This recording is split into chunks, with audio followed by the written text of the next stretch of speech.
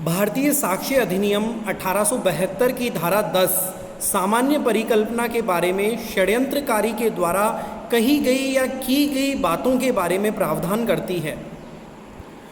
जो नियम इस धारा में बताया गया है उसका विशेष गुण यह है कि जो भी बात षड्यंत्र के एक सदस्य ने लिखी, कही या की है वह सभी सदस्यों के विरुद्ध साक्ष्य होती है, चाहे उन्हें उस बात के बारे में कोई ज्ञान ना हो। शर्त केवल यह है कि वह बात उनके सबके सामान्य आशय से संबंधित हो। उदाहरण के लिए, किसी व्यक्ति के द्वारा अपनी डायरी में नोट किया हुआ तथ्य किसी अन्य व्यक्ति के खिलाफ साक्ष्य नहीं बन सकता जब तक कि ऐसी डायरी कारोबार के सामान्य अनुक्रम में ना लिखी जाती रही हो, या किसी व्यवसायिक कर्तव्य को निभाने के लिए षड्यंत्र करने वाले व्यक्तियों के संबंध में नियम यह है कि किसी एक व्यक्ति के द्वारा डायरी में नोट की गई बातें जो उनके सामान्य आशय से संबंधित है सबके विरुद्ध साक्ष्य होंगी। धारा 10 सामान्य परिकल्पना के बारे में षड्यंत्रकारी के द्वारा कही या की गई बातें, जहाँ की यह विश्वास करने का युक्तियुक्त आधार है कि दो या अधिक व्यक्तियों ने अपराध या अनुयोज्य दोष करने के लिए मिलकर षड्यंत्र किया है, वहाँ उनके सामान्य आशय के बारे में उनमें से किसी एक व्यक्ति के द्वारा उस समय के पश्चात जब ऐसा आशय उनमें से किसी एक ने प्रथम बार मन में धारण किया, कही की या लिखी गई कोई बात उन व्यक्तियों में से हर एक व्यक्ति के विरुद्ध जिनके बारे में विश्वास किया जाता है कि उन्होंने इस प्रकार षड्यंत्र किया है, षड्यंत्र का अस्तित्व साबित करने के प्रयोजनार्थ उसी प्रकार सुसंगत तथ्य है जिस प्रकार यह दर्शित करने के प्रयोजनार्थ कि ऐसा कोई व्यक्ति उसका पक्षकार था। इस धारा में एक दृष्टांत दिया हुआ है। यह विश्वास करने का युक्तियुक्त आधार है कि क भारत सरकार के विरुद्ध युद्ध करने के षड्यंत्र में सम्मिलित हुआ। ख ने उस षड्यंत्र के प्रयोजनार्थ यूरोप में आयुध उपाप्त किए। ग ने वैसे ही उद्देश्य से कलकत्ते में धन संग्रह किया। घ ने मुंबई में लोगों को उस षड्यंत्र में सम्मिलित होने के लिए प्रेरित किया। ड ने आगरा में उस उद्देश्य के पक्ष पोषण में लेख प्रकाशित किए और ग द्वारा कलकत्ते में संग्रहित धन को च ने दिल्ली से छ के पास काबुल भेजा। इन तथ्यों और उस षड्यंत्र का वृतांत देने वाले झ द्वारा लिखित पत्र की अंतर्वस्तु में से हर एक षड्यंत्र का अस्तित्व साबित करने के लिए तथा उसमें क की सह अपराधिता साबित करने के लिए भी सुसंगत है, चाहे वह उन सभी के बारे में अनभिज्ञ रहा हो और चाहे उन्हें करने वाले व्यक्ति उसके लिए अपरिचित रहे हों और चाहे वह उसके षड्यंत्र में सम्मिलित होने के पूर्व या उसके षड्यंत्र से अलग हो जाने के पश्चात घटित हुए हों।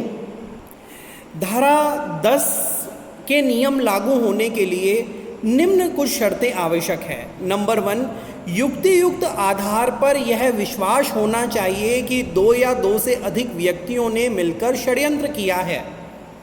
नंबर 2, कार्य उस समय के बाद होना चाहिए जब उनमें से किसी एक व्यक्ति के द्वारा ऐसा आशय मन में धारण हुआ हो। और नंबर 3, कार्य का संबंध उनके सामान्य आशय से होना चाहिए।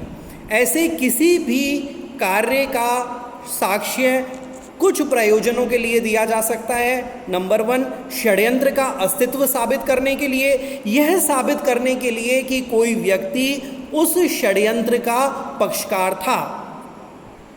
यह धारा 10 तब लागू होती है जब युक्तियुक्त आधार पर यह विश्वास हो कि षड्यंत्र किया गया है। षड्यंत्र अपराध भी है और अपकृत्य भी। यह धारा दोनों प्रकार के षड्यंत्रों को सम्मिलित करती है।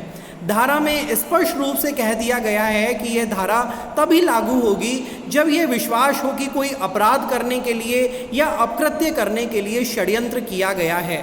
षड्यंत्र की शाब्दिक परिभाषा साक्ष्य विधि के क्षेत्र के बाहर है, परंतु इस संबंध में केवल इतना जान लेना ही पर्याप्त होगा कि षड्यंत्र ऐसे करार को कहते हैं जिससे दो या अधिक व्यक्ति कोई कार्य करने का आशय रखते हैं जो विधि के द्वारा वर्जित है या जो विधि के द्वारा वर्जित साधनों के द्वारा किया गया हो। उच्चतम न्यायालय ने केहर सिंह बनाम स्टेट दिल्ली एडमिनिस्ट्रेशन के वाद में एक अभियुक्त के संबंध में इस धारा को लागू करने से इनकार कर दिया, क्योंकि उसके साथ हत्या के लिए किए गए किसी षड्यंत्र का और उसका उसमें संबद्ध होने का जो साक्ष्य पेश किया गया था वह षड्यंत्र के प्रथम दृष्टया सबूत के रूप में पर्याप्त न था, परंतु एक अन्य अभियुक्त का षड्यंत्र से संबंधित होना स्थापित हो गया था और इसलिए ये धारा उस पर लागू हो गई थी और उसके फलस्वरूप उसे एक ऐसी हत्या के लिए फांसी की सजा दी गई जो उसके साथ के 2 अन्य व्यक्तियों ने की थी और जिसके क्रियान्वयन में उसने कोई भाग न लिया था और घटना के समय वह घटना स्थल से बहुत दूर भी था। धारा 10 के संदर्भ में आर बनाम ब्लैक के सिद्धांत को भी हम अब देखेंगे। साक्ष्य विधि के प्रयोजनों के लिए यह तथ्य ज़्यादा महत्व रखता है कि षड्यंत्र के एक पक्षकार के द्वारा किया गया कार्य दूसरों के विरुद्ध साक्ष्य बन जाता है। आर बनाम ब्लैक एंड टाई का मामला इस संदर्भ में प्रसिद्ध है। ब्लैक एक कस्टम हाउस में माल उतारने के लिए चपरासी था। उसी स्थान पर टाई निर्यात करने वालों के अभिकर्ता की हैसियत से कार्य करता था। उन पर यह आरोप था कि उन्होंने षड्यंत्र से ऐसा माल निर्यात होने दिया जिस पर कर नहीं दिया गया था। टाई ने अपने 2 रजिस्टरों में कुछ बातें दर्ज की थी। उनमें से एक ऐसा रजिस्टर था जो बिना कर के माल निकलने के बारे में उपयोगी था और उसमें ऐसी बातें दर्ज थी। दूसरा रजिस्टर उसने अपनी निजी सुविधा के लिए बनाया था, जैसे कि किसी चेक बुक का पिछला हिस्सा। न्यायालय ने निर्णय दिया कि टाई के पहले रजिस्टर में दर्ज बातें दोनों के खिलाफ साक्ष्य थी, परंतु दूसरे रजिस्टर का साक्ष्य विधि में कोई मूल्य नहीं था। इस मामले में मुख्य न्यायाधीश लॉर्ड डैनमैन ने कहा कि पहले रजिस्टर के संबंध में यह है कि साक्ष्य स्पष्ट रूप से सुसंगत था। इसमें दर्ज बातें सामान्य आशय को आगे बढ़ाने के लिए की गई थी और उनके बगैर आशय साबित भी ना हो सकता था। दूसरे साक्ष्य के बारे में यह कहा जा सकता है कि वह रजिस्टर चाहे ना भी होता तो भी षड्यंत्र चलाया जा सकता था। उसमें केवल यह बताया गया है कि एक पक्षकार ने क्या कार्य किए थे। किसी पक्षकार के द्वारा ऐसा कार्य करना जो सामान्य आशय को आगे बढ़ाने का प्रभाव ना रखता हो, उसे साक्ष्य नहीं माना जा सकता। इसी प्रकार एक न्यायाधीश कोलरिज ने कहा कि कार्य या कथन तब तक सुसंगत नहीं होते जब तक कि वे सामान्य आशय को आगे बढ़ाने का प्रभाव ना रखते हों। यदि कार्य हो चुका है और उसके बाद कोई कथन किया जाता है तो वह सुसंगत नहीं होता, वह केवल लूट के बंटवारे के बारे में सुसंगत होता है। इस निर्णय का सार यह है कि एक पक्षकार के द्वारा किए गए कार्य तभी साक्ष्य का प्रभाव रखेंगे जब वे सामान्य आशय को आगे बढ़ाने के लिए किए गए हों। कार्य का संबंध आशय की पूर्ति से होना चाहिए। भारतीय साक्ष्य अधिनियम की धारा 10 के अंतर्गत ये शब्द प्रयोग किए गए हैं कि कार्य सामान्य आशय के बारे में होना चाहिए। आशय को अग्रसर करना ये शब्द नहीं प्रयोग किए गए हैं। मिर्जा अकबर बनाम एम्परर के मामले में प्रीवी काउंसिल का मामला है। लॉर्ड राइट ने विचार व्यक्त किए कि सामान्य आशय के बारे में ये शब्द विधि को वही प्रभाव देने के लिए लगाए गए हैं जो सामान्य आशय अग्रसर करने वाले कार्य शब्दों का है। मिर्जा अकबर बनाम एम्परर के वाद के तथ्य इस प्रकार हैं कि एक व्यक्ति अली असगर की शादी मुसम्मात मेहर तेजा से हुई, परंतु वह मिर्जा अकबर से प्रेम करती थी। अली असगर को जब अपने गांव में अपनी खेती देख रहा था, बंदूक की गोली से मार दिया गया। गांव वालों ने हत्यारे को भागते हुए पकड़ लिया। उस समय उसके हाथ में एक नली वाली बंदूक थी और उसकी नली से धुआं निकल रहा था, जिससे ये प्रतीत होता था कि कुछ क्षण पूर्व ही उसका प्रयोग हुआ होगा। उस व्यक्ति का नाम उमर शेर पता लगा।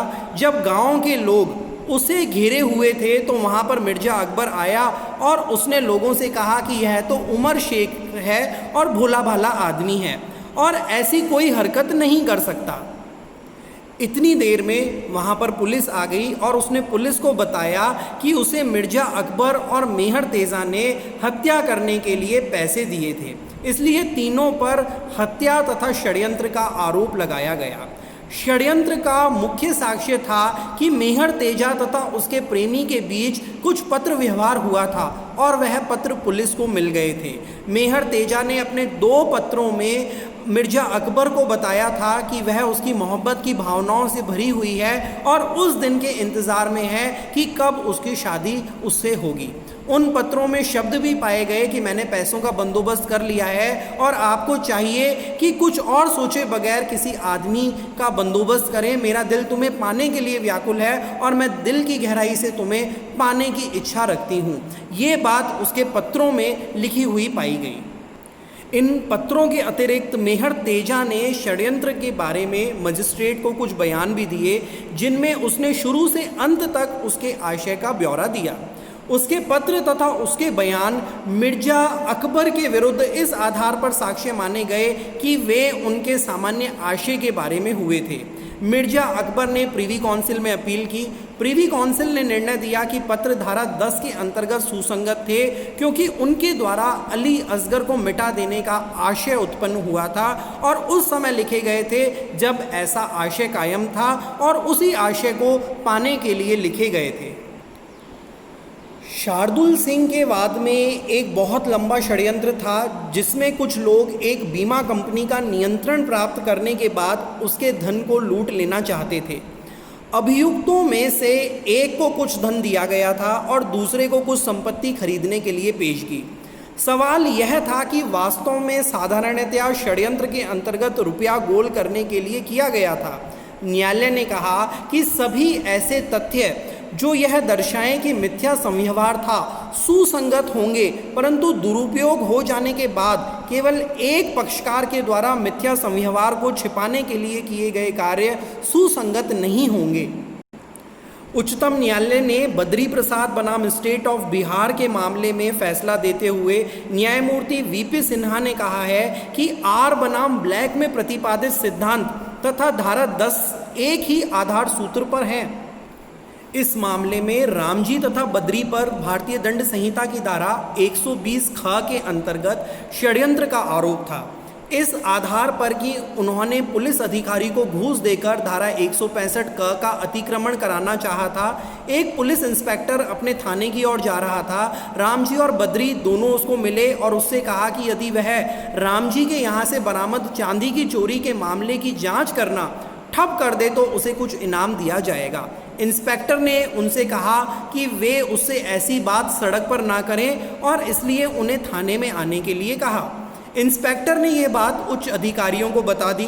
बद्री अकेला थाने में आया और उसने एक पैकेट जिस पर कागज चढ़ा हुआ था उसे इंस्पेक्टर को अर्पित किया।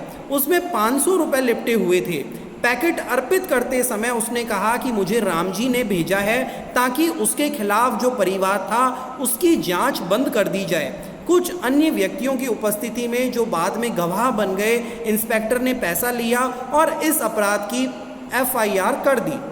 उच्चतम न्यायालय के सामने प्रश्न यह था कि बद्री द्वारा घूस लेने का कार्य तथा की गई बातें रामजी के खिलाफ साक्ष्य हो सकती है या नहीं।